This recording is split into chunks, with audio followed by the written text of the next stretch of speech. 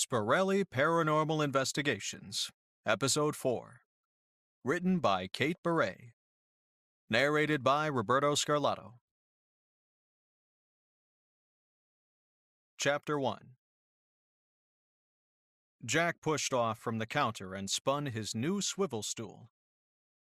I don't think you mentioned. Why did you move out of your dad's house?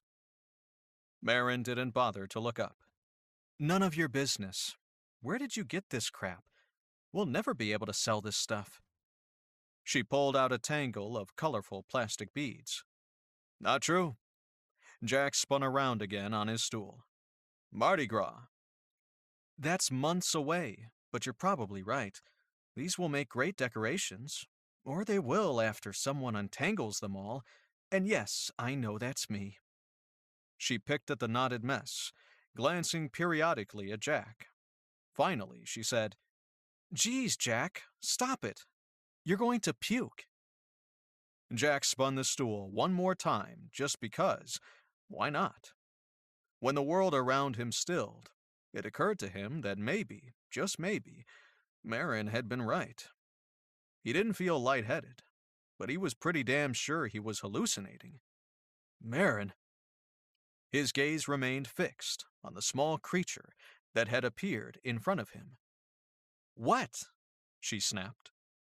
Without looking away from it, he asked, Do you see a small, white, furry, something near the office door? Hey, that's exciting. Your hedgehog is coming out to say hello. They're usually so shy. The sound of beads clattering on the table muffled her words. Although you have been feeding him crab meat. Its nose twitched, and its big brown eyes moved from him to Marin and back again. If Jack didn't know better, he'd swear the thing smiled when Marin mentioned crab. Jack sat as still as he could manage. That is not a hedgehog. It looked more like a lab puppy than a hedgehog, but definitely not a puppy. It had no tail, a round body with short, stubby legs, and large brown eyes.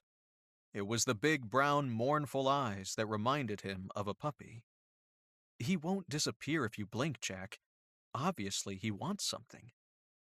In response, the furry creature dropped back on its haunches, into a position that resembled a dog sitting. See? He's even getting comfortable. Marin's voice was getting closer. It lay down. I think...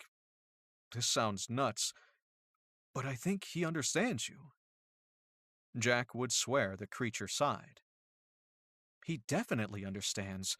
Jack, meet your Arkin Sonny, Marin said. Sir, may I present Jack Spirelli, as you know, the proprietor of the shop. I'm Marin Campbell. It's a privilege to meet you. The little furry creature stood back up on his four legs and executed what looked to Jack like a very credible bow. Jack wasn't sure what he was supposed to say. Hi? Marin poked him in the ribs with an elbow. A thank you wouldn't hurt. This gentleman is the reason your shop is doing so well. Rubbing his side, Jack said, Thank you. He shot Marin a hard look. He moved out of poking range, then said, I'm not exactly sure what I'm thanking you for, but I have enjoyed having you here. You're good company. Jack couldn't look the little creature in the face as he added that last sentiment. It was a little embarrassing. He says you're good company too, and the food's good. Jack shifted his gaze to Marin. He's communicating with you? I don't hear anything. He can communicate telepathically. Marin tilted her head, studying their new friend. I didn't know that. Can I ask why you didn't speak before now? A slow smile spread across Marin's face, and she nodded. Jack sighed. This was going to get old fast. Maybe you could share, since I can't hear him?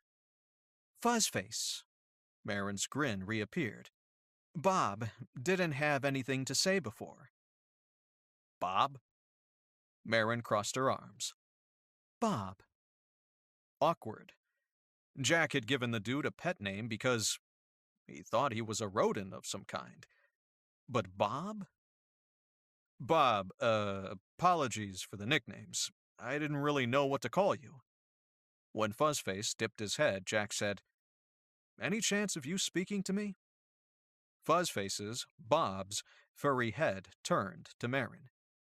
He is. Marin opened her eyes wide, giving Jack an innocent look. Bob's a guy of few words. I think he can communicate with me because we both have the ability.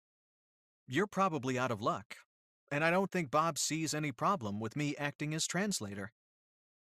Bob blinked his big eyes at Jack. He seemed to be waiting. So, I'm glad to meet you.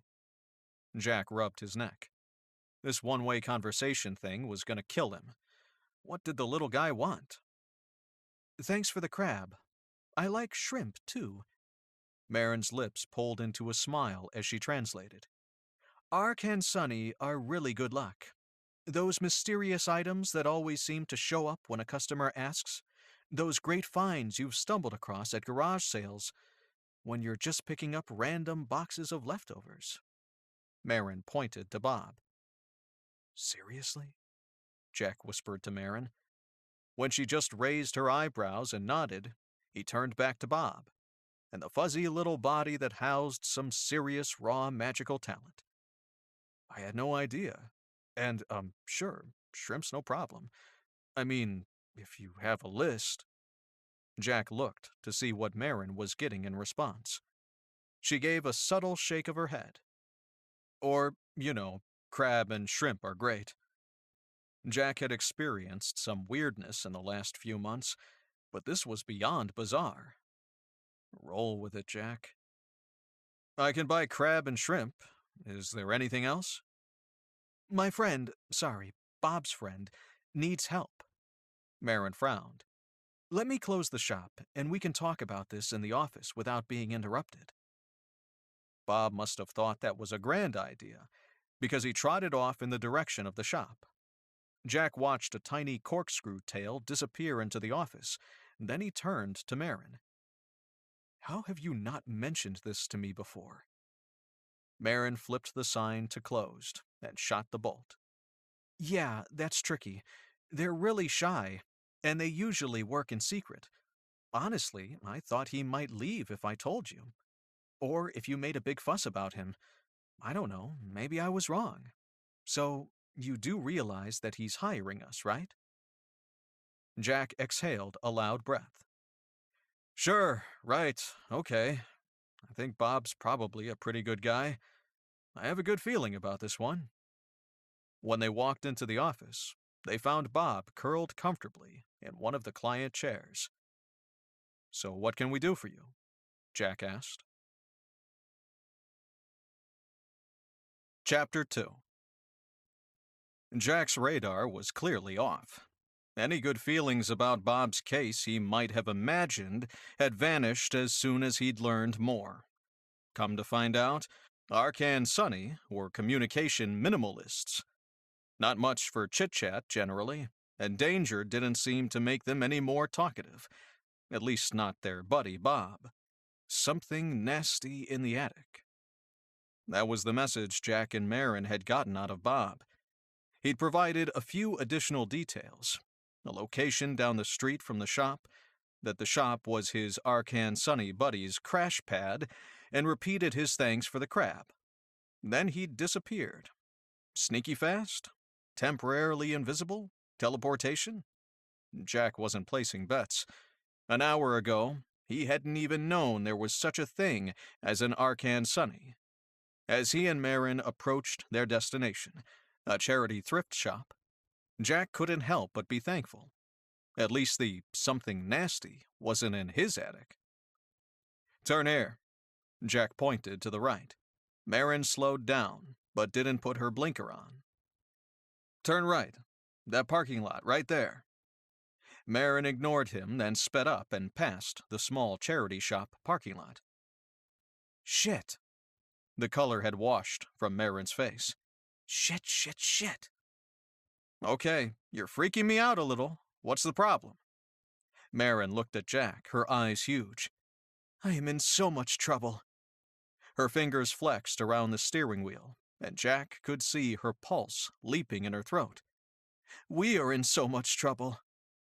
Jack decided it was time for him to assume a role that was somewhat foreign in their relationship, level-headed sidekick. Explain to me exactly what the problem is, and we'll deal with it. Marin shook her head.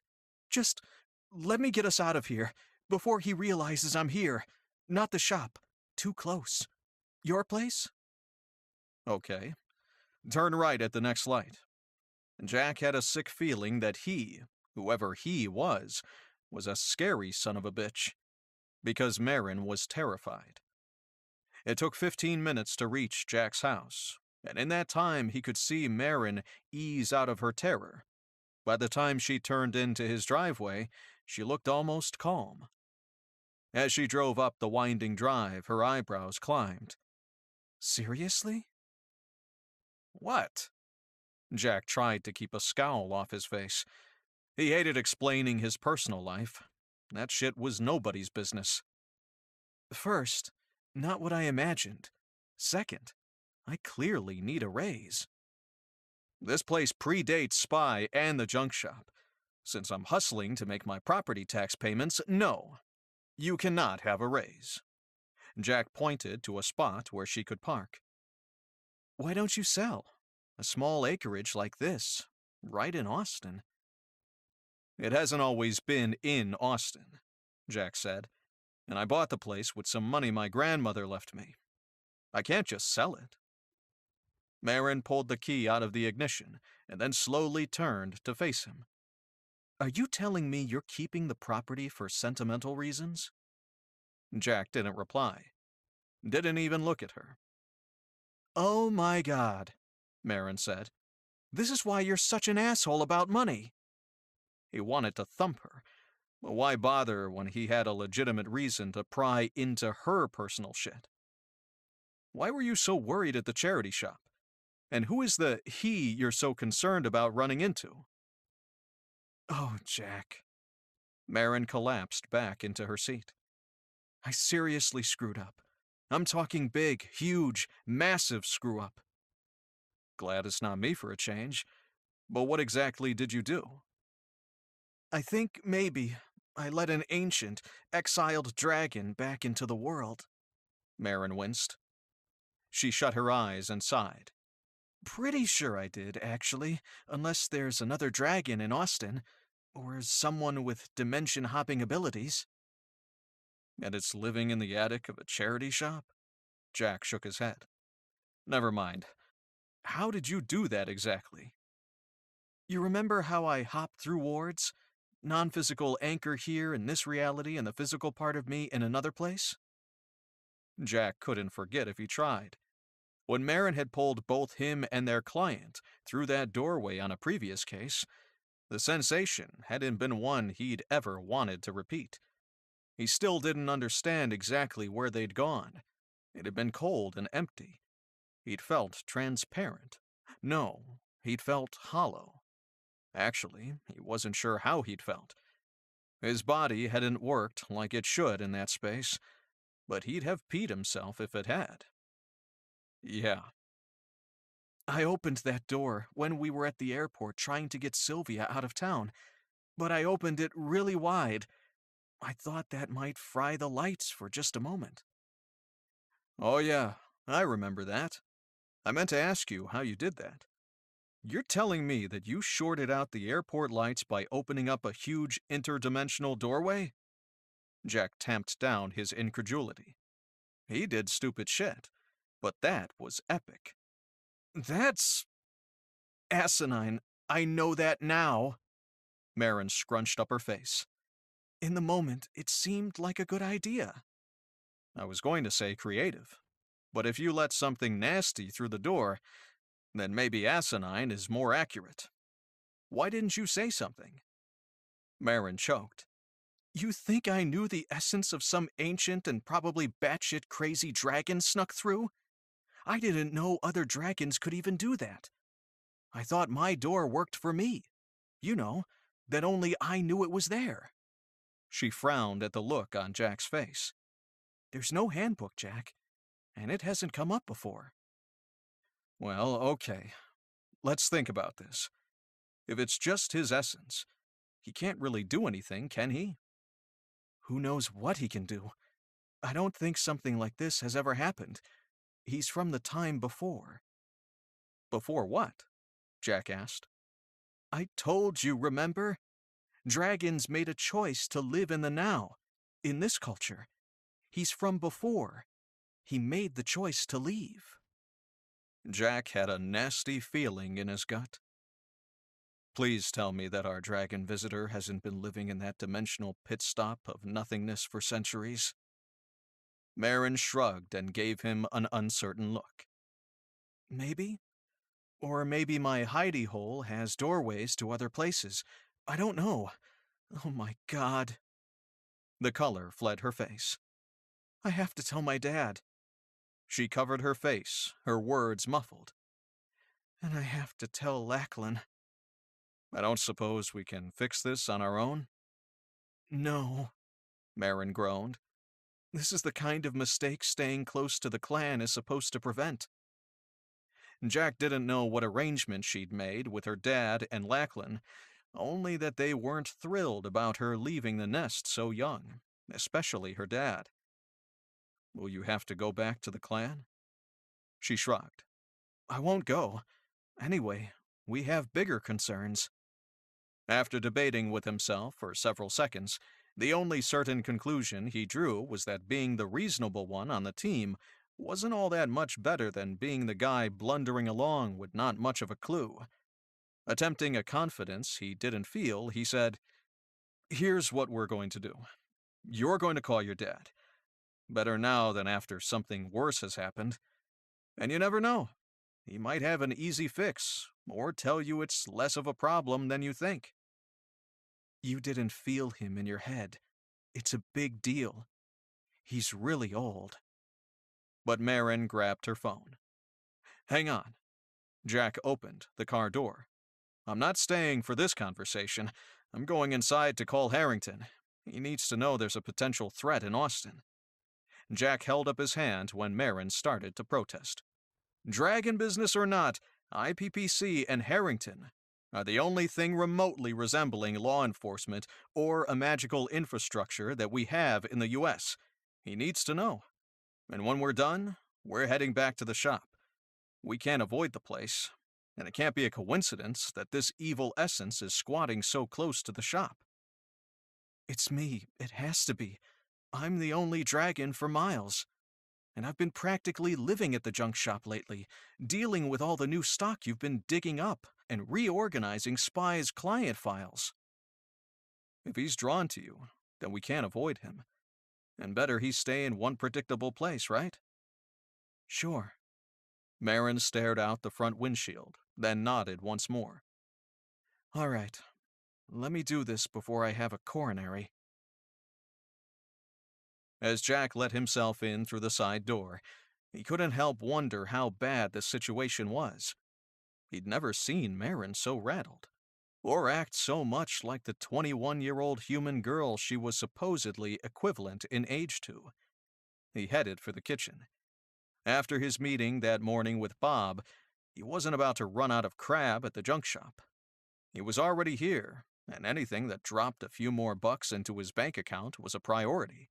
And, he had to admit, having Bob in the shop, even before he knew his unseen companion was Bob, had been nice. He liked leaving food for him. He dialed Harrington as he started poking around in his pantry for canned crab. He'd just found 3 cans hidden behind a bag of basmati rice when the call rolled to voicemail. Jack couldn't remember ever having gotten Harrington's voicemail before. The guy must sleep with his phone attached to his body, because he always answered. Except for now. Shit. Jack Spirelli here. There's an emergency in Austin. Call me back, or check in with Ewan for details. Marin should be updating him now. And Jack ended the call. Harrington might be curious enough as to why the IPPC library's head of security was involved that he'd move following up on Jack's phone call to the top of his lengthy to-do list. Or it was already at the top of his list and enough of an emergency that even Harrington was ruffled. Shit. Jack grabbed the crab and booked it back to Marin's truck. He slowed as a terrible sense of foreboding washed over him. He'd never in his life felt prescient, but he knew with complete certainty that something horrible was about to happen. "Jack!" Marin called from the truck. "We need to go, now! Move it!" Indecision held him locked in place. A heavy weight settled over him, pulled him down. He was suddenly so incredibly tired. "Jack!" Marin appeared from nowhere and tugged on his arm, urging him to the truck. "Come on, let's go! What you feel, it's not real!" He didn't care. Whether it was real or imagined, it felt real. He was so tired, and his skin hurt when he moved. "Ow!" A moment of clarity followed a sharp pinch to his arm. "Yeah," Marin said. "Sorry. Move your feet, or I'm picking you up." "Don't." The feel of her hand on his shoulder, firmly urging him forward, felt foreign. The contact unpleasant on his hypersensitive skin. His joints ached with each step he struggled to take. Marin opened the passenger door and shoved him into the seat. He opened his eyes, unsure how long they'd been closed. Landscape passed by, the colors bleeding together. Buildings, trees, and sky all blurred. Grays, greens, blues. That wasn't right. Blue. He focused on the blue. The sky. Joy. So sharp it stung. His eyes burned with the beauty of the sky. "Jack, talk to me. What's going on?" Jack opened his mouth, moved his lips, but his tongue was thick in his too small mouth, and no words came. He could feel the cool air on his wet cheeks. "I'm driving as fast as I can. Just hang on." More time passed, but the images that fled by his window were too much. The colors too bright, the emotions too full. Better not to see or hear. Better not to be. Jack stretched his neck. He felt like he'd just gone on a bender and forgotten to chug his regular bottle of water and 3 ibuprofen before he went to bed. "Hey!" Marin waved a hand in front of his face. "What the hell? Quit it!" He shoved her hand away. "Why are we in your car?" He looked out the window, but he didn't recognize the gas station where they were parked. "Where are we?" "Waco." Over an hour from Austin. More than an hour had passed since he'd been cognizant of his surroundings. "Jeez, my entire body hurts. Did you beat the crap out of me when I wasn't looking?" Jack opened the car door. "I've got to stretch my legs." Marin hopped out and followed him. "What do you remember?" Jack rubbed at his eyes. They had a gritty, dry feel that was familiar. "Please tell me I didn't sit in the car and cry myself to sleep." "Yeah, not exactly." Jack stopped and turned to face her. "I was kidding. What do you mean, not exactly?"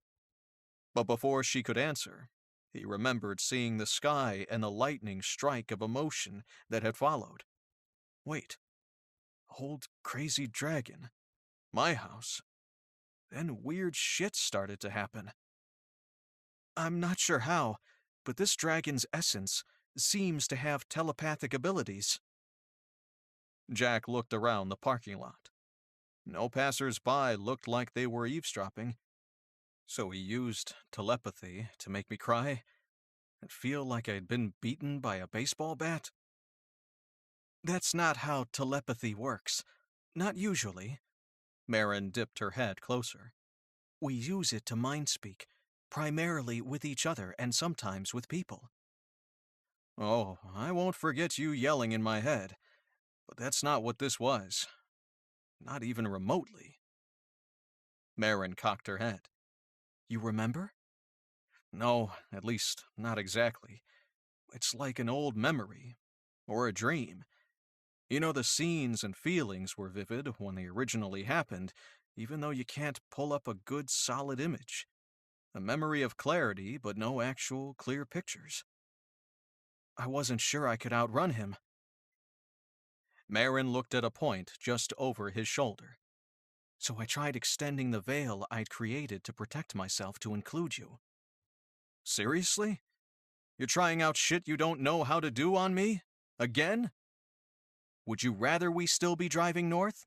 Because I'm not sure we could outrun him. He doesn't have a physical form. If that's true, why is he not playing his weird mind games on me now? Jack surveyed the parking lot again. His scalp crawled as he realized that the entity could be within feet of him, invisible to human eyes. He's not here. He's retreated. I'm guessing to the charity shop. So your veil worked?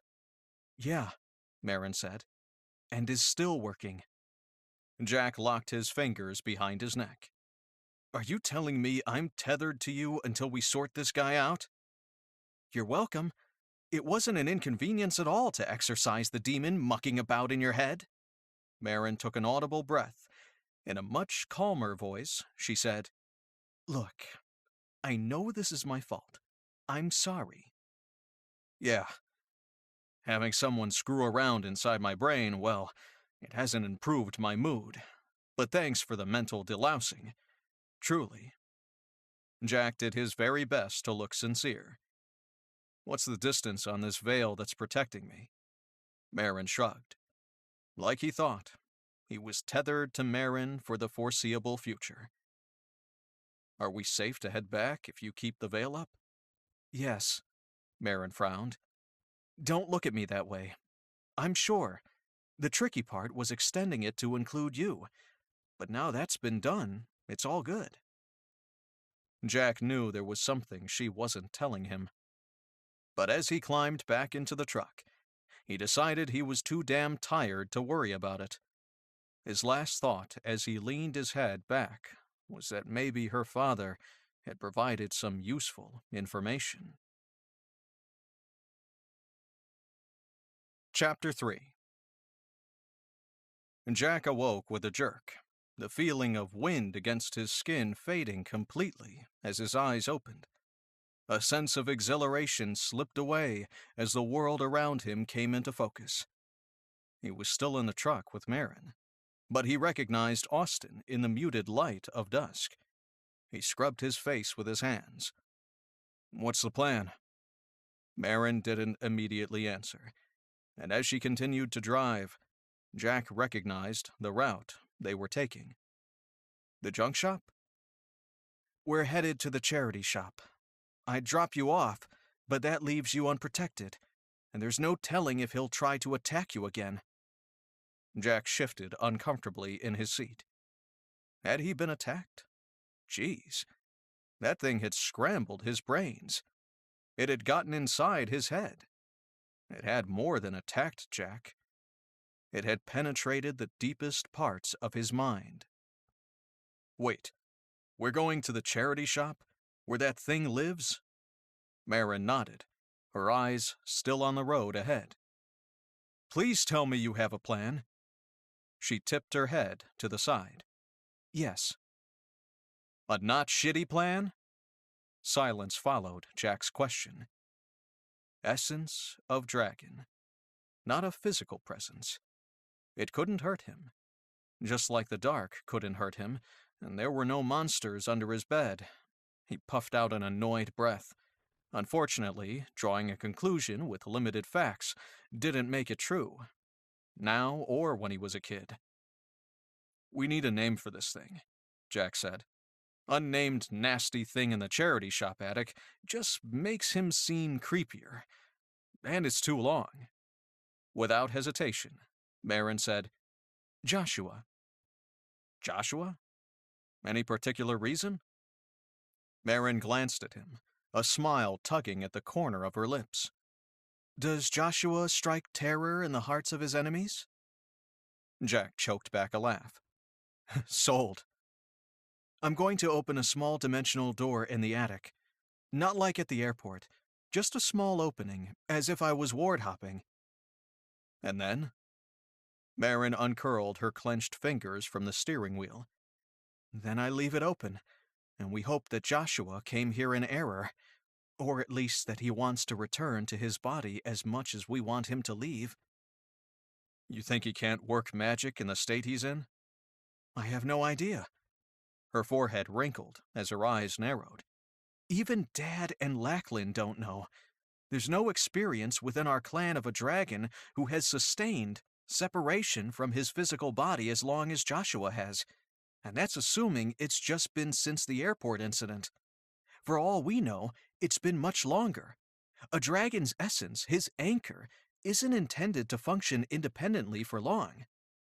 Marin frowned.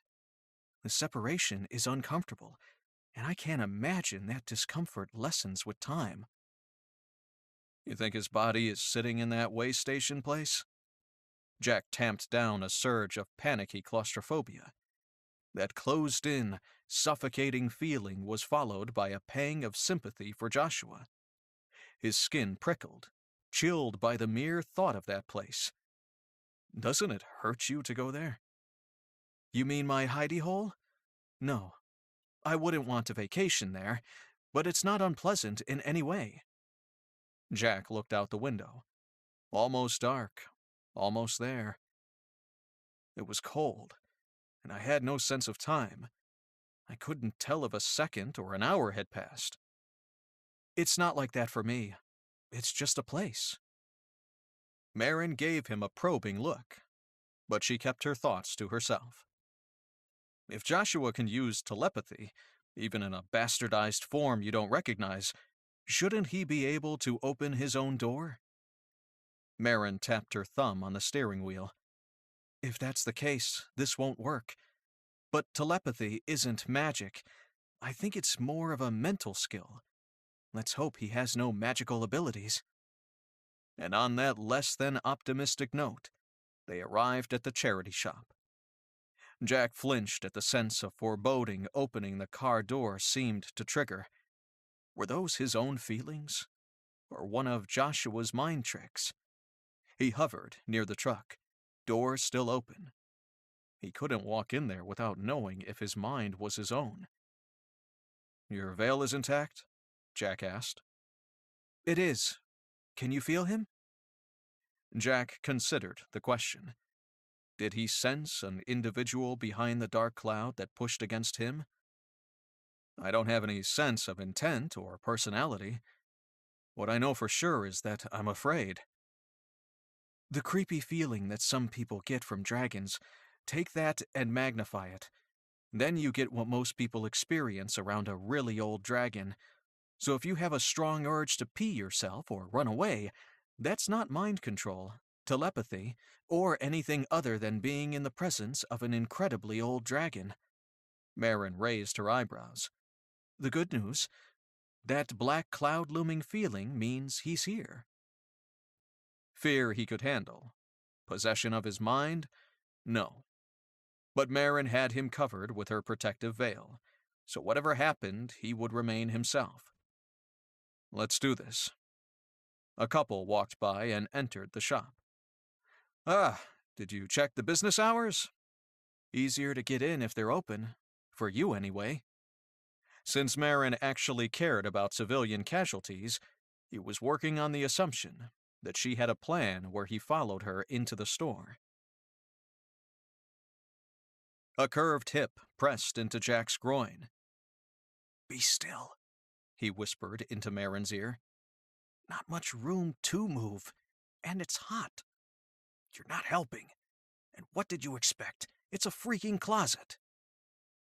The pall that Joshua's presence cast wasn't helping Jack's mood, and from the bits of conversation they'd overheard as the store employees closed up, that pall had probably been felt by at least 2 former store employees.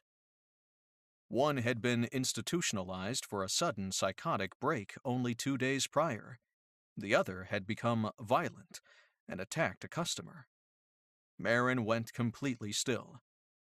I think they're gone. She waited another minute, and then opened the door. Looks like everyone's gone.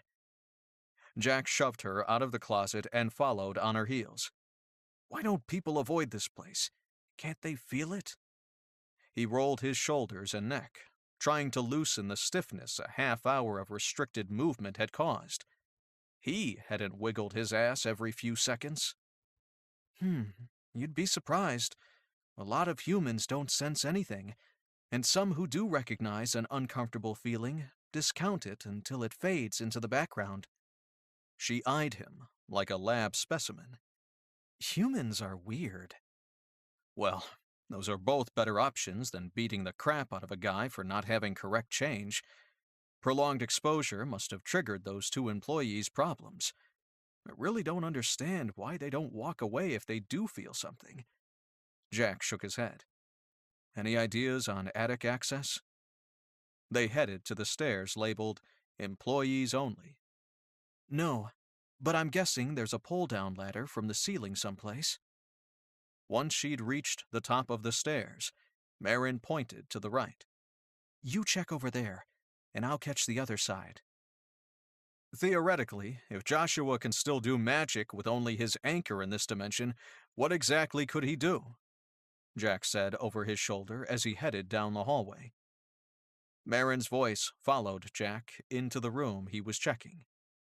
The regular stuff. Sense magic, throw fire, and he's probably got some superpowers related to his age. Ha! Got it! Red and blue lights flashed as a cruiser sped down the road. Jack hurried into the room where Marin had found the attic access. She'd already pulled the ladder down from the ceiling. Don't suppose you have a contingency plan if someone calls the police? Jack asked. Do you? Marin quirked an eyebrow at him. When he didn't reply, she started up the ladder. Jack hesitated. There was a reason children feared the monster under their bed and the darkness. It was a visceral response to predators and the unknown, and it seemed like common sense to him. Marin reached the top. Jack stood with one foot on the bottom rung. Climb the stairs or not, face the beast or run. But it wasn't a choice, not really. Jack started to climb the stairs. When he reached the top and climbed into the dusty and unused space, there was nothing. The black cloud of malevolence he'd expected to find wasn't there. The same sense of foreboding persisted, but that was all. Is he even here? Oh, yes. A look of concentration passed across Marin's face. The door's open. Now we wait. Okay, but I don't...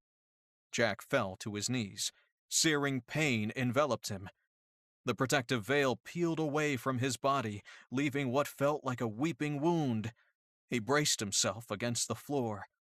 If a soul could rip, it must feel like this.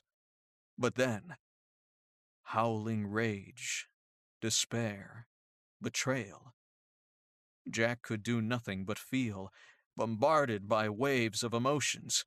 He curled into a ball, trying, failing, to protect himself.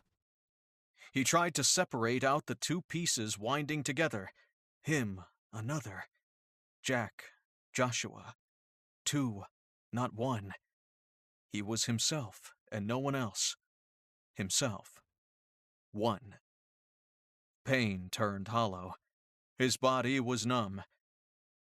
And then the world was a silent wash of gray. Jack shifted his head and groaned. Cool fingers stroked his temple.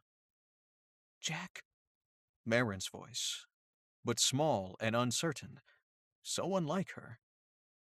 Ugh, shit. Jack tried to sit up and failed. Holy hell, my head hurts. Marin half giggled, half sobbed, completely unlike her. Jack craned his neck to look at her and winced when the throbbing exploded into pounding. You weren't possessed? No, just scared shitless. Can you get up? The cadence of her voice was all wrong. Thready, panicked. He struggled to a sitting position, and from there, Marin lifted him to his feet. When the room stopped spinning and his vision cleared, Jack understood. He's still here. The pinched look on Marin's face tightened even more. She gave him a supporting arm to the ladder, then said, I'll go first. Let me get halfway down and then follow. I won't let you fall. Leaving sounded like an excellent plan. As Jack carefully placed one foot after the other, he focused on one thought. One more step. By the time his feet hit the ground, he thought he was going to puke from the pain in his head. That one thought changed to walk. Then his focus shifted to not puking, and that was how he made it to the car. One thought, one goal, and always moving forward. Sitting in the buttery soft leather seats of Marin's truck, Jack was seconds away from passing out. One thought, one goal. Stay awake. One thought, one goal. He had a message. Help me. I know, buddy. I'm working on it, Marin said. Jack could feel the acceleration of the car. Help me. Chapter 4. Jack woke up in someone's bed. Not his. It happened sometimes, sure, but he hadn't been on a date the night before, and he felt like shit. If he'd crashed at some woman's house, he shouldn't feel quite this bad. He rubbed his eyes and frowned. Help me. Hey, Marin poked her head into the room. You're awake. Yeah. We're at your house? The door flew open and Lachlan, the McClellan clan's supreme leader, walked in. Jack had only met the man briefly once before, but he was a memorable guy. He was surprised. He'd expected Marin's father, Ewan. Help. You don't look like you need any help. Get your ass out of bed and come down to breakfast. The giant of a man turned and left once he'd made his pronouncement. Welcome to Shay Campbell. I'd apologize, but really, if I started, I'd never be able to stop. Weirdly, human women find him very attractive. He got in late last night. He chartered a flight, what with all of the dragon drama brewing. Marin managed a weak smile. You're okay? Yeah. Sore, but otherwise fine. I passed out? More like fell into an exhausted sleep. You mumbled a few times that you needed help, then you conked out. I woke you up a few times and you seemed coherent, so Lachlan and I decided to let you sleep it off. I don't remember waking up, or how I got in bed. Jack scanned the room for some sign of clothes. Any chance you've got my clothes stashed somewhere? In the bathroom, with some fresh towels. I threw everything in the wash last night. She was turning to go when Jack remembered. Hey, help me. That wasn't me. That was a message from Joshua. Jack rubbed his temple. I think it was a message. Marin stilled. More than a simple cessation of movement, there was an intensity to the stillness that had Jack on edge. He felt like the stalked sparrow as a house cat readied to pounce. She pivoted toward him, and the moment passed. You're certain he spoke to you? No. Marin held up a hand to stop him from explaining. Get dressed and come down for some breakfast. You can update us both at the same time. About 20 minutes later, Jack was feeling much refreshed after a shower and a shave. He followed the smells of cooking food down the stairs and into the kitchen. Tell us about this message the ancient left with you. Lachlan passed Jack a plate of sausage and bacon once he was seated. Morning, Lachlan, Jack replied. Jack had racked his brain while he'd showered, and he couldn't ever remember words being spoken. He never actually said the words, but I had this really strong sense of a message. Help me. Which makes no sense, I know. Marin blinked and Lachlan raised his eyebrows. I mean, he'd just say, "Help me," if that was what he meant, right? Jack looked between the two dragons. In which language would you expect an ancient to speak when addressing a modern man? Lackland's expression betrayed no censure. Latin? Jack asked. Or Gaelic? Aren't you guys all originally from Scotland? Lackland chuckled.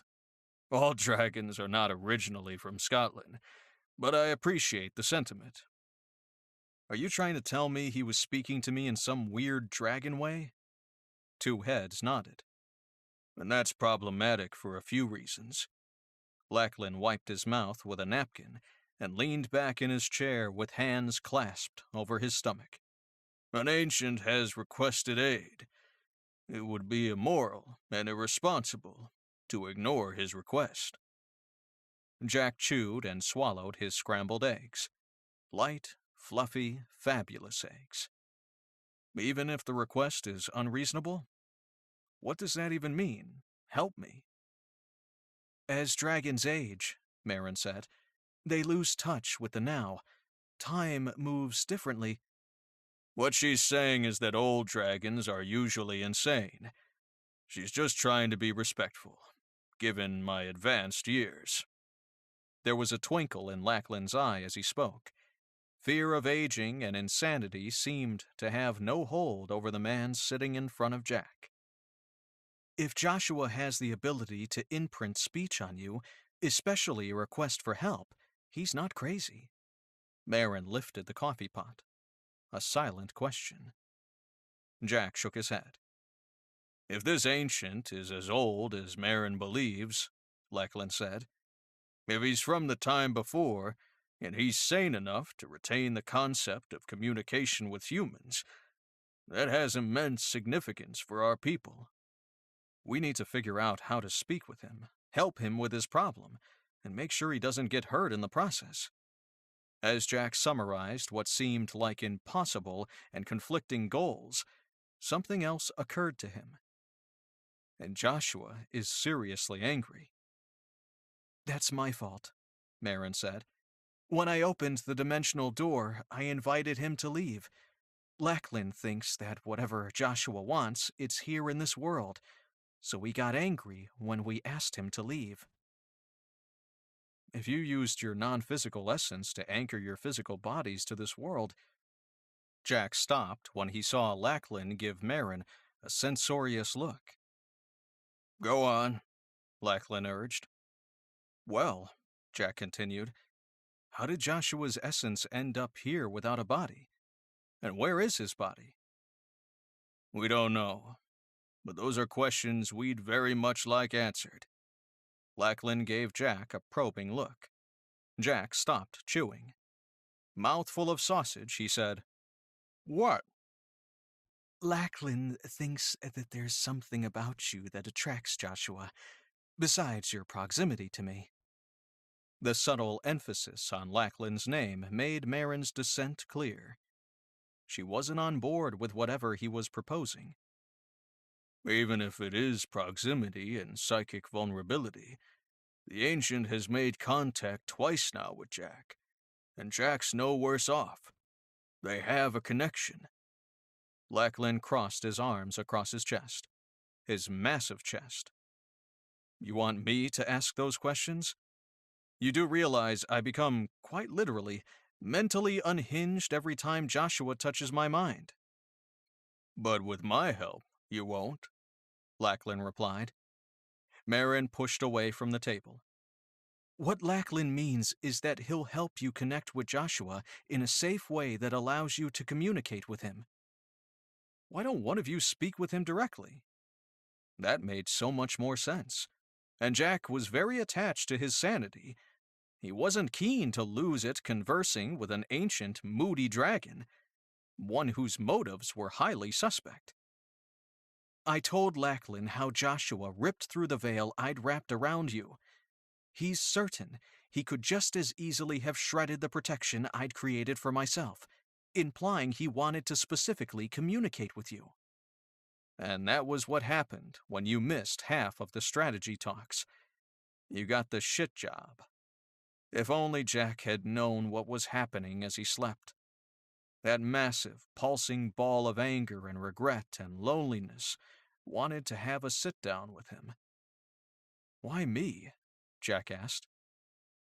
"I have no idea, but the opportunity to speak with an ancient was previously unimaginable. I'll try to make a connection, but if I fail, it's imperative someone speak with him." Lachlan must have sensed weakness, because he pushed his advantage. "If we don't discover what the ancient needs from us, he won't leave."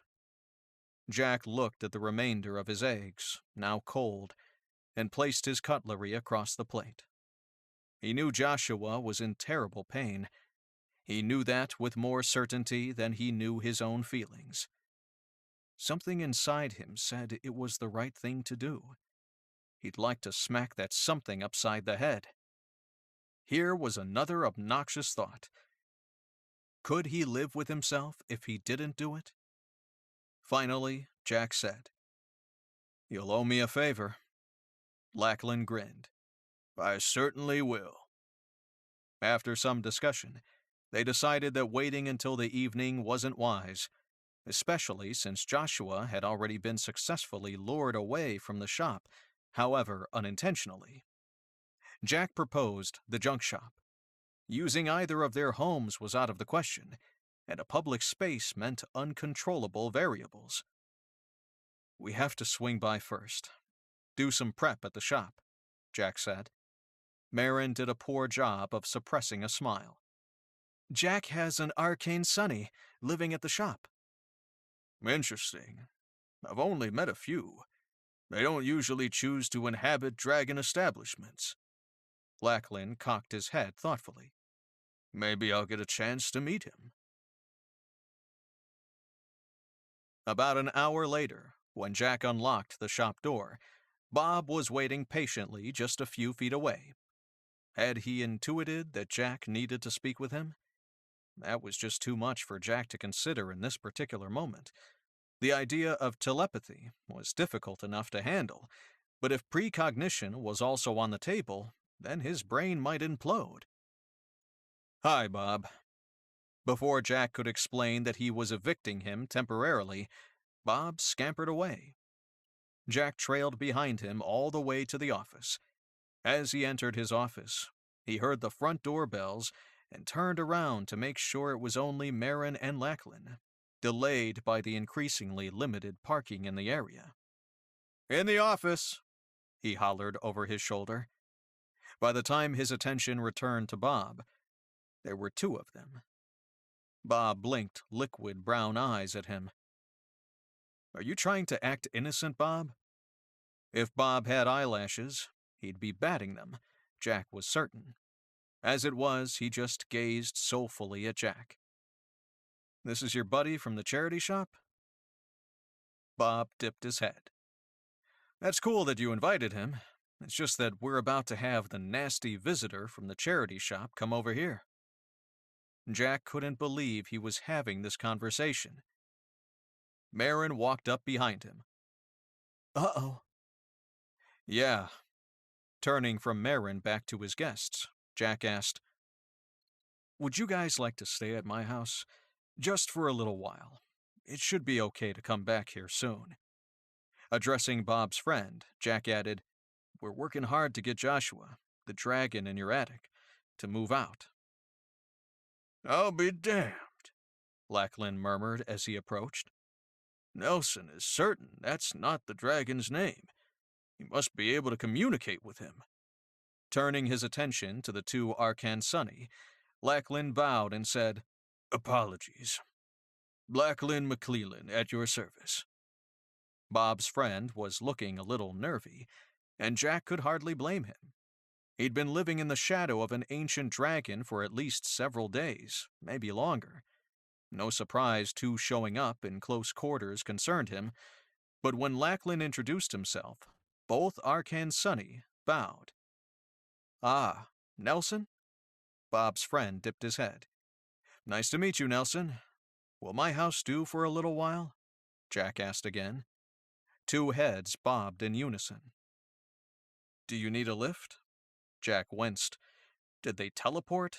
Use public transit? Have some other mode of transport unique to Arcane Sunny? They've declined your generous offer, Marin said. Before Jack could pose any more awkward questions, they were gone. Don't suppose you have a clue how they do that? Or how they're getting to my house? Marin shook her head. I'm not sure how they even know where I live. Lackland snorted. Even if we did chase them off, for a brief time, you had 2 Arcane Sunny in your shop. It should be raining gold in here, and such compelling creatures. I do wish they had more of a fondness for dragons. Bob's excellent company. Tidy, doesn't talk much, and makes the place feel lived in. Marin snorted. You thought he was a rat up until yesterday. Not true. I thought he was something rodent-like that wasn't a rat. Jack rubbed his neck. I guess there's no reason to delay now. No, it's time. Lackland quirked an eyebrow. Who's driving? Marin held up her keys. Just on the off chance something goes awry, and Jack passes out again. Let's do this. As Jack walked the block and a half to Marin's car, he decided he really should have negotiated a better fee. An undefined dragon favor and a flat fee and a bonus if no one died.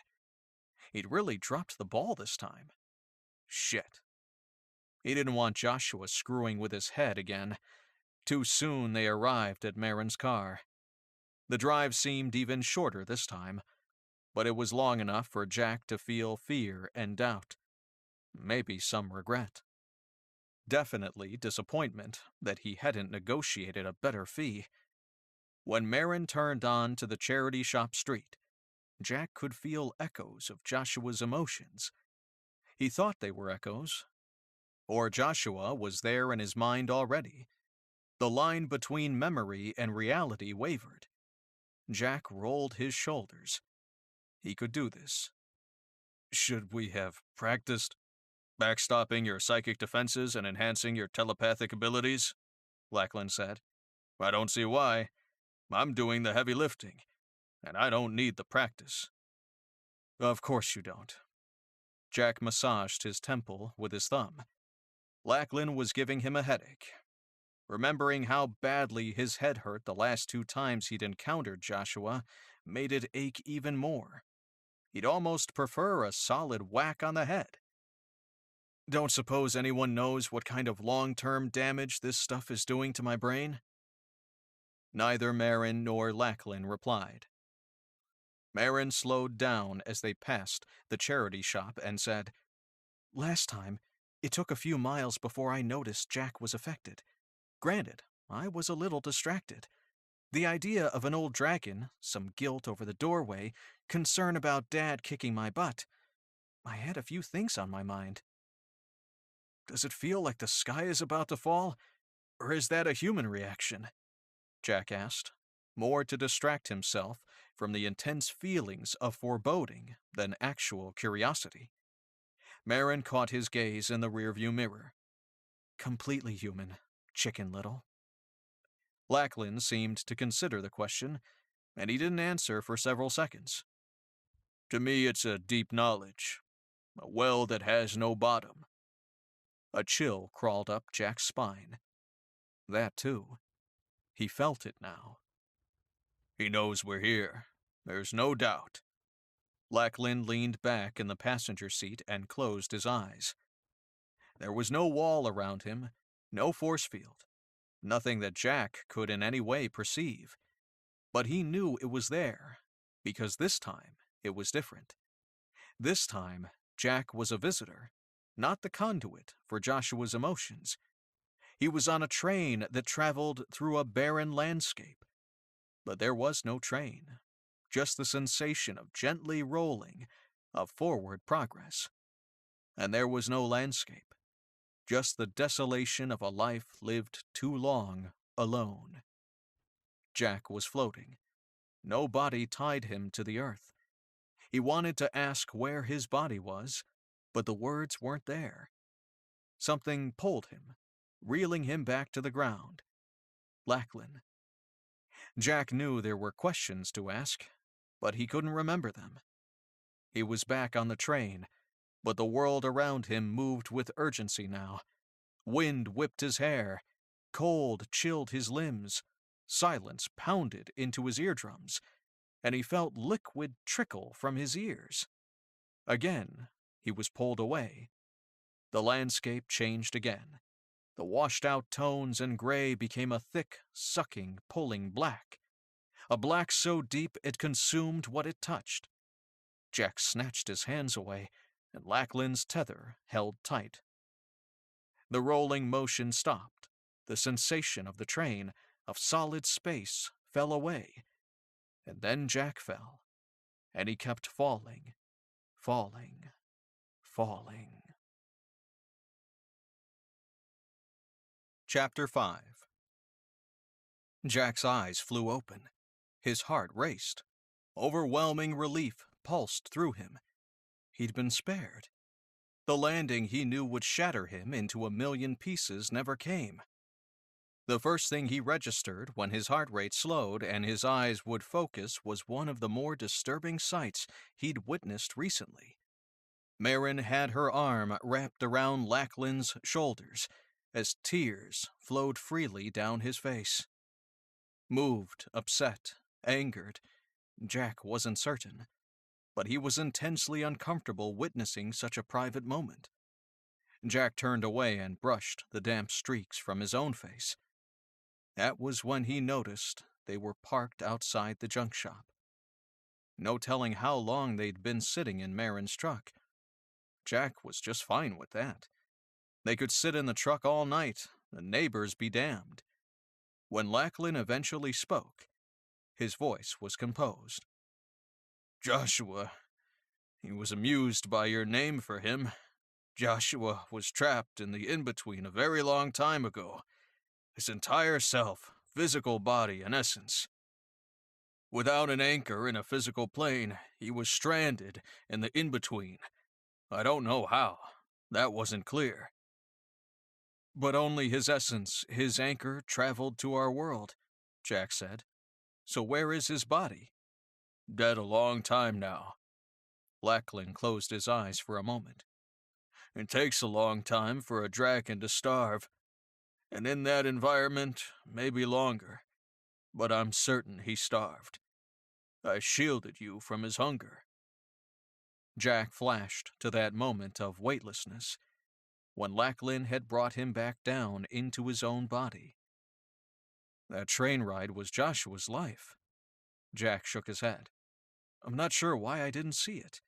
Maybe I was too wrapped up in the events and the feelings to process it all." "With me as a psychic bridge, Joshua was able to convey a story. You provided the structure, Jack, and I benefited by watching it all." It had played in his mind as a journey, so what Lachlan said made sense. "If he has no body, is he a ghost?" Jack asked. But as soon as he asked the question, he knew that wasn't right. "No, not a ghost.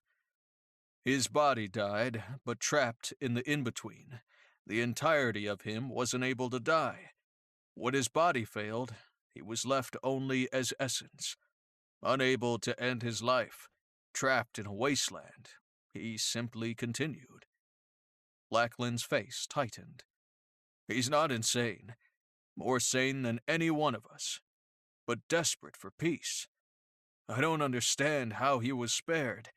He had no passage of time with which to ground himself, no companionship, no tactile experiences. But he escaped the fate of every dragon who chose to stay in this world, every dragon bred to this world." As Lachlan spoke, Jack started to get a sense of exactly what an ancient was to Lachlan and his people. Not a god, but maybe so far beyond one's own experience, so important to society, that he came close. A king? An emperor? Or maybe a wise man or a shaman? Lachlan sighed. "He didn't mean to harm you or to frighten you."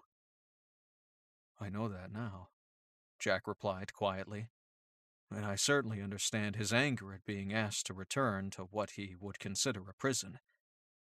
By a group of infants, no less, Lackland said. You do know what he wants, don't you? Jack hated to ask, because he already knew the answer. Lackland nodded, and Jack's heart ached for the man. Marin looked between the two men. What? Is it that terrible? Jack responded, saving Lackland from speaking the words. He wants to die. He wants us to help him find a way to end his life. Oh, Joshua. Marin drew a deep breath. But how? Lackland said he needed some time to review the information and to think about their options. He wanted to reconvene in the morning to come up with a plan of action. Jack wasn't sure how he could be of any more help, but he'd do what he could. Having been exposed to the dragon's deepest, most intimate thoughts and feelings, Jack couldn't help but feel a profound connection with the ancient being. Chapter 6. The next morning, Jack, Marin, and Lackland met at Jack's house for breakfast. Marin brought breakfast tacos, and Lackland brought an insane idea. Reborn? Jack asked. What does that even mean? Lackland's tacos were still wrapped in foil on his plate. You can't destroy a dragon's essence. Joshua hoped, in coming here, we would know how. But he couldn't have predicted how young the dragons are in this world. So, if you can't destroy essence, you think it's okay to recycle it?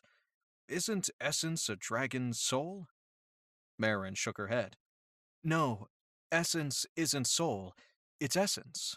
A snapshot of the dragon. Lackland leaned his forearms on the edge of the kitchen table. Consider essence as a smaller, non-physical reflection of the whole. Pairing Joshua's bodiless essence with a new body lacking essence should remake that reflection in the image of the new owner. It's an end for Joshua, but the energy of his essence would go on in its new form. Again, destroying that energy is beyond our knowledge, so this is the only solution for Joshua. Jack had a bad feeling about this conversation.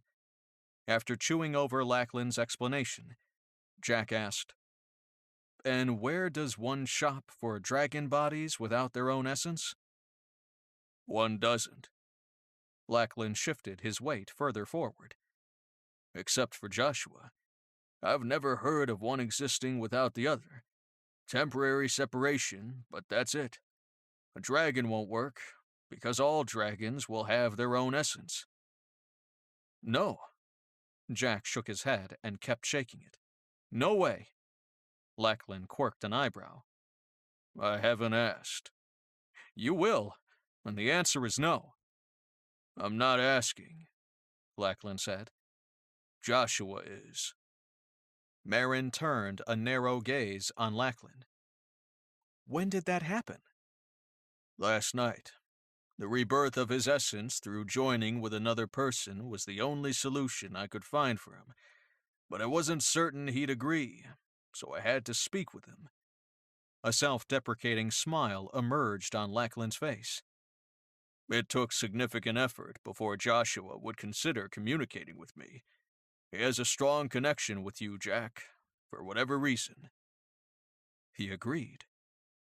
Jack couldn't believe what they were asking. He asked me to present the case to you, only because he sees it as his own death would no harm to you. The energy of his essence will continue, but it will be imprinted by you, Lackland said. Think of it like a sort of reincarnation, but with energy rather than soul. You don't know for sure that Joshua's imprint on his essence would be erased, do you? And even if it is, what would dragon essence do to a human? It has to have some effect on humans. Actually, Jack, it has been done. There's evidence in our mythology. Marin shot Lackland a sidelong glance. From long ago in our history, when the relationship between humans and dragons was very different. Joshua and I discussed the mechanics. It's not only possible, he's seen it done. A very long time ago, but he has first-hand experience. Are you telling me it's safe? He directed the question to Marin, because he trusted her infinitely more than Lachlan in this scenario. Jack could only imagine the lengths Lachlan might go to appease or even preserve a sane ancient. But Marin, he knew Marin. They may not be close, but he knew her. If she thought it would kill him, she might let him do it. But she'd say it was dangerous. Lachlan, why don't you share the mechanics? Marin gave the old dragon a falsely sweet smile. It's simple in theory. Your body and his essence can join in the in-between. Either I or Marin open a door and carry you through. You merge with Joshua's essence, and he's finally at peace. Anything of him, his memories, his feelings, his experiences, are washed away. The sum of your being, memories, experiences, feelings, will be imprinted upon the essence energy. Then we bring you back. Jack narrowed his eyes. You're leaving something out. Yes, he is. Marin's voice was tinged with anger.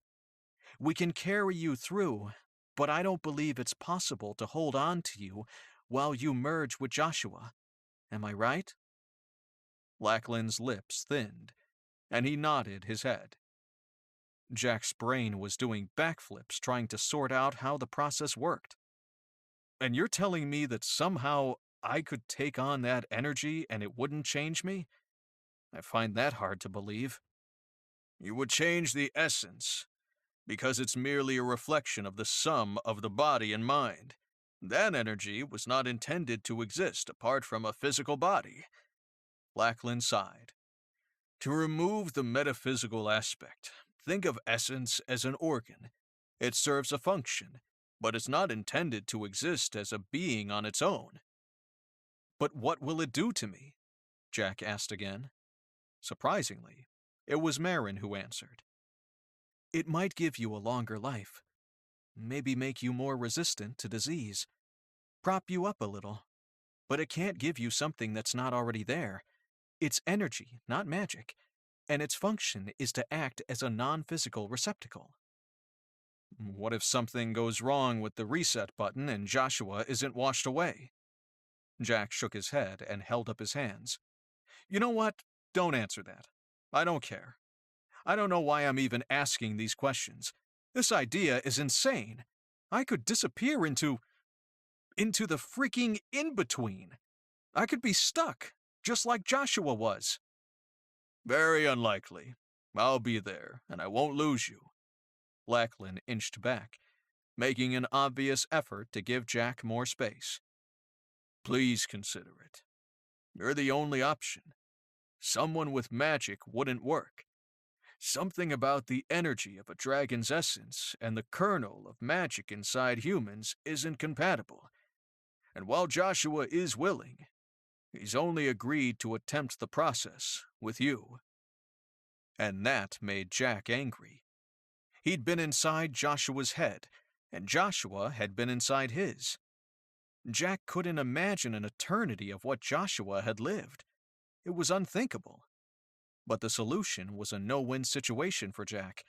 A small chance that he'd end up lost in that same terrible place that had trapped Joshua in exchange for a good chance the Ancient would be able to rest at last. Jack gained nothing. Save the world, do the right thing, be selfless. His pulse thundered. What about him? Find someone else. Jack stood up and left the kitchen. His guests could find their own way out. Jack went to his room and dropped down on his bed. Fuck them and their ancients and their problems. He didn't particularly want to examine why the question made his blood boil. It was a question, and he could simply say no. He punched his pillow. It wasn't that simple. If he hadn't been Joshua, If only for a few snatches of time, it would be so much easier. Screw them. Jack rolled over on his side, planning to try catch up on a few more hours of sleep. He was so tired, yet as he lay there, sleep eluded him. He felt smothered by the weight of the ancient dragon's despair. The heaviness pressed down on his lungs until he felt like he couldn't breathe. The ache of a loneliness so dark and deep, he felt he'd never see, touch, or hear another made his heart hurt. Damn you, Joshua. But Jack knew it was his memory and his conscience this time, not the dragon's telepathy, that wrapped around him and squeezed him until he wanted to scream. Bleary-eyed, Jack rolled out of bed a few hours later. He picked up his phone and tapped speed dial for Marin. We do it now. Meet me at the junk shop. What? Jack hung up on her. He couldn't live with the guilt. Knowing what he knew, feeling what he'd felt, he couldn't live with the guilt of not helping Joshua. And that son of a bitch had looked inside his head and counted on it. He sat down at the small desk in his room and hand-wrote a letter. It took him 3 tries, but he got it about right in the end. He sealed it in an envelope and addressed it simply to Kenna. He dropped it on his desk, there for anyone to find, if it came to that. He drove too fast on the way to the shop, and when he arrived, he slammed the door of his car shut. He was pissed, and he was damn well allowed to be. Marin and Lachlan were waiting in the shop for him, as was Joshua. Why? Lachlan began. None of your damn business. Jack tossed his car keys on the counter, and they landed with a loud rattle. I'll be exactly the same when we're done. He directed the statement to Marin, because he still didn't trust Lachlan's motivations. You don't have that kernel of magic that some humans have, and this won't change that lack. You'll be the same, no magic, no fire, Marin answered calmly. She looked worried. That made 2 of them. No strange cravings, nothing like that, and it'll just be me coming back. It wasn't really a question. Jack simply wanted to make sure he didn't come out of this thing and scare the crap out of himself. No strange cravings, and just you come back. Marin's gaze flickered back and forth between Jack and Lachlan. Lachlan needs to bring you through. You can create the door? After getting a quick nod from Lachlan, Marin said, Yes, I'll open the door. All right. Anything else I need to know to make sure this thing works? Jack asked. Your physical self has to merge with Joshua's essence. At first, that energy will still be Joshua. Only after you've combined will the essence rewrite itself in your image. You have to let that happen. Lachlan examined him. You have to be ready to make that choice, or it won't work. I'm ready. As the words left his mouth, Jack hoped that he was. Jack felt the moment Lachlan and he crossed the barrier into the in-between. None of the numbing cold he remembered, but the absolute stillness of the place and the warped sense of time was the same. Where had the wind come from that he'd seen through Joshua's eyes? A metaphor, perhaps? Jack lifted his hand. He couldn't see it, but he could feel that he'd moved it. It was an odd sensation, but very different from his last experience in this place. Marin is still young. She wasn't able to protect your physical body as well as I am. Jack flinched at the voice in his head. Not too loud, but invasive in a way that Marin's mind speech hadn't been. He felt Joshua, and then he felt the cold. Lachlan had let him go. Jack was surrounded, engulfed, swallowed by Joshua. He pushed at Jack's very being. This wasn't a reset. He was being consumed. Panic flared as Jack saw himself disappearing into nothing, replaced by the great well of emotion that was Joshua. How could someone so old and so vast simply cease to be? No, this wouldn't work. Jack struggled. His body didn't function in this space. But he had will. Jack shoved back at the ancient presence with all of his will and met no resistance. Calm, still, cold, alone. His panic ebbed. In the stillness, Jack realized his error. For this to work, the two would have to coexist, completely share consciousness, in order for the reset to happen. Twined thoughts, but only for a moment. Could he? Cold and fear pushed, and his brain raced. One terrifying, powerless moment exchanged for an end to an ancient being's suffering, and a lifetime of guilt and regret if he refused to even attempt the trade. Jack sent a message to Joshua and hoped it carried through the ether. He couldn't form words, and he didn't know what else to do. The thick numbness he'd felt in place of his body faded, and he felt himself begin to float. Not an unpleasant feeling. But it only lasted an instant. Once again, Joshua surrounded him, anchoring him in space. And this time, when Jack felt that he was being swallowed whole, he counted backward from 10 and tried his damnedest to believe that they were truly one, temporarily. 10, 9. Lackland's flashing green dragon eyes looked down at Jack. "You said you were ready to make the choice." Jack's teeth chattered. Holy shit, he was cold. And weak and sore, like he had the flu. Someone had laid him out flat on the ground. "I lied." The words brought forth a racking cough. Marin appeared with a blanket from his office. She threw it over him. "You're a complete ass and an idiot." The worry and concern in her voice surprised him. He wasn't sure why. He'd worry about her too, if she was stupid enough to teeter on the brink of oblivion and thumb her nose at it. "I'm okay." Since his teeth chattered with the words, it seemed a stupid question. "You'll be fine," Lackland said. "Eventually." Curling onto his side, Jack hugged the blanket close. "Joshua?" The tense lines of Lackland's face eased. "At peace." Jack nodded.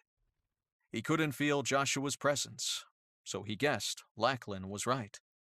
"Can I have a hot coffee?" Marin laughed. "Yeah, it's brewing now." Epilogue. A few days later, Jack sat in his office contemplating the Jack and Joshua merger. He felt the same. No sudden urges to light up the furniture in a ball of fiery dragon flames. No shining green eyes. No sense of the magic that he knew was around him. In fact, no whiff of magical ability at all. Just as Lackland and Marin had said. Jack was giving some thought to whether his unchanged state was something to celebrate or mourn. But mostly he was just avoiding doing the junk shop's accounting for the week. As he contemplated the pros and cons of having magic, of having his books up to date, of life in general, Bob trotted into the office. That was new. "Hey, Bob." He kept the greeting casual, because he didn't want to chase the little dude away. Bob paused briefly, but then continued along his path. He ended up next to one of the client chairs, then jumped with more agility than Jack would have suspected into the chair. "I hope you're here to tell me your buddy's happy. Can't lie, the last few days have been rough. I'm not sure I'm up for another case so soon." Bob curled up into a ball and closed his eyes. Napping in the office must mean that Bob didn't have another case for him and was happy enough with the outcome of Nelson's. He went back to crunching numbers on his computer. As he was typing, he thought he might have heard a faint whisper. Happy. The end. This has been Spirelli Paranormal Investigations, Episode 4, written by Kate Beret. Narrated by Roberto Scarlato. Copyright 2015 by Catherine G. Cobb. Production copyright 2017 by Catherine G. Cobb.